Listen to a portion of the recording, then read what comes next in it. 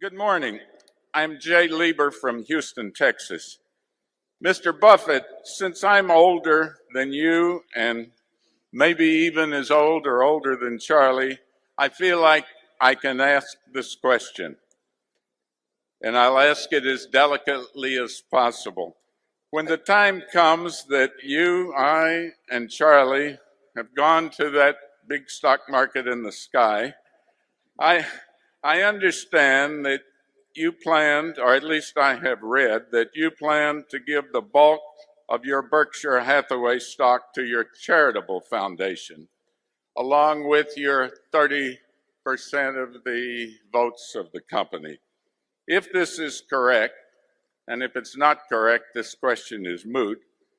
But if so, what assurance do the Berkshire Hathaway shareholders have that the company will continue to be run as honestly and straightforward as it is now, such as only 15.8 employees or so at headquarters, and no huge salaries or other ridiculous giveaways to dilute and weaken the equity of the shareholders at that time?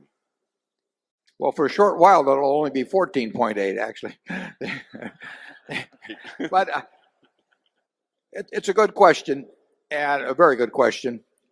Since you're older than I, apparently, I hope we don't go at the same time. There's one slight twist to the estate plans we have.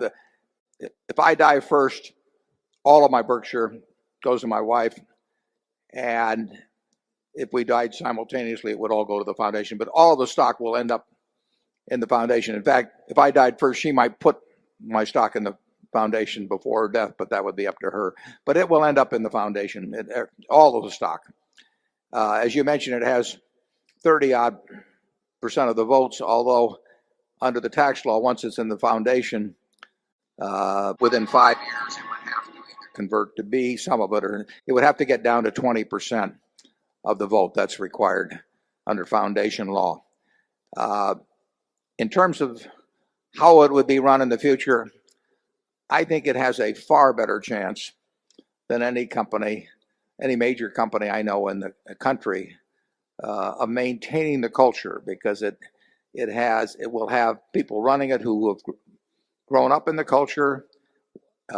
Earlier, the criticism was made about my wife and my son being on the board, but they are guardians of the culture.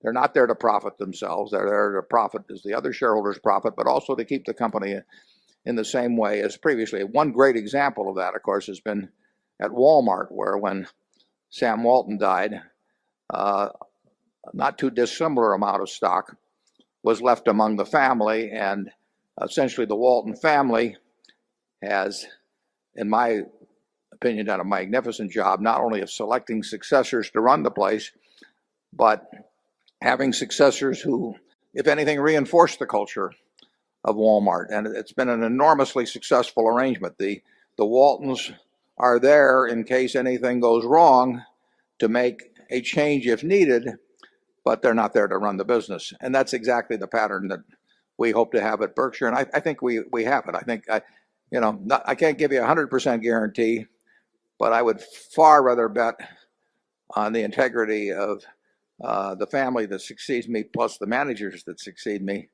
at Berkshire, remaining true, than I would any other company for a long, long time. Any other company I can think of. Charlie? Well, I would have a reason to fret about this subject, just as you would. And I, of course, have known the members of the Buffett family that would be here after Warren is gone for decades. Don't worry about it. You should be so lucky.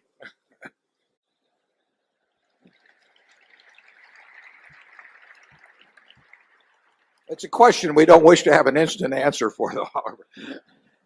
Number 9, please.